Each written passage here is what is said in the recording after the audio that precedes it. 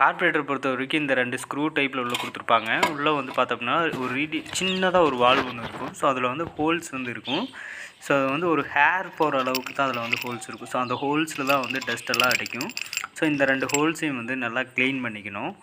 Clean பண்ணிவிட்டு மாட்டோம்னாவே அவ்வளோதான். Carburettor cleaning பொறுத்த வரைக்கும் அவ்வளோதான். எல்லா பைக்கு கார்பரேட்டர் மாடலையுமே இந்த மாதிரி கொடுத்துருப்பாங்க. ஸோ இது வந்து குட்டியாக ஒரு சின்ன ஸ்க்ரூ மாதிரி ஒன்று கொடுத்துருப்பாங்க.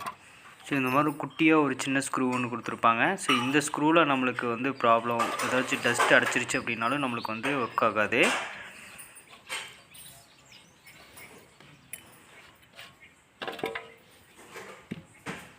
அடுத்து வந்து பார்த்தோம் அப்படின்னா இந்த மாதிரி ஒரு ஸ்க்ரூ ஒன்று கொடுத்துருப்பாங்க. இது வந்து லென்த்தாக இருக்கும். ஸோ இது வந்து தான் நம்மளுக்கு வந்து பெட்ரோல் வந்து இன்டேக் பண்ணக்கூடிய ஒரு இது. ஸோ இந்த மாதிரி ஒயர் யூஸ் பண்ணி அந்த ரெண்டையுமே வந்து க்ளீன் பண்ணிக்கலாம். ஸோ அது சின்ன ஹோல்ஸ் மாதிரி தான் இருக்கும்.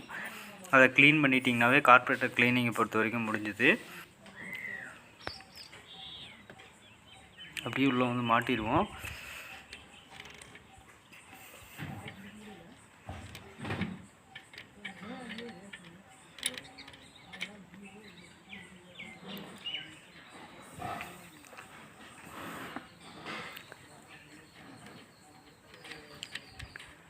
ஆக்சுவலாக இது வந்து என்ன கம்ப்ளைண்ட் வரும் அப்படின்னா, இது வந்து இந்த பொசிஷனில் வந்து 2 ஸ்டார்ட் இருக்கும். ஸோ ஒரு இந்த ஸ்க்ரூ செட் ஆகிறதுல வந்து இதை வந்து போட்டு அப்படியே வந்து டைட் பண்ணுவோம். ஸோ இதை வந்து அப்படியே வந்து டைட் பண்ணிட்டோம் அப்படின்னா இது முடிஞ்சு டைட் பண்ணிக்கலாம் ஃபைனலாக. ஸோ இதில் என்ன கம்ப்ளைண்ட் வரும் அப்படின்னா, நீங்கள் வந்து எக்ஸலேட்டர் ரைஸ் பண்ணும்போது வந்து உங்களுக்கு வந்து பைக் வந்து ஆஃப் ஆகும். ஸோ ஸ்லோ ஸ்பீடில் பைக் வந்து அப்படியே ரன் ஆகும். ஸோ அப்படி இருக்கும்போது இந்த ஒரு ஸ்க்ரூ வந்து இந்த 2 டைப் ஸ்க்ரூ கொடுத்துருக்காங்க இல்லையா, ஸோ இது ஏதோ ஒரு ஸ்க்ரூ வந்து நம்மளுக்கு வந்து டஸ்ட்டு ஃபார்ம் ஆகிருக்கும். ஸோ அந்த போய் அடைச்சிட்ருக்கும். ஸோ அதை ரிமூவ் பண்ணிவிட்டு க்ளீன் பண்ணிவிட்டு இந்த மாதிரி மாட்டினோம்னாவே ஓகே ஆயிரும்.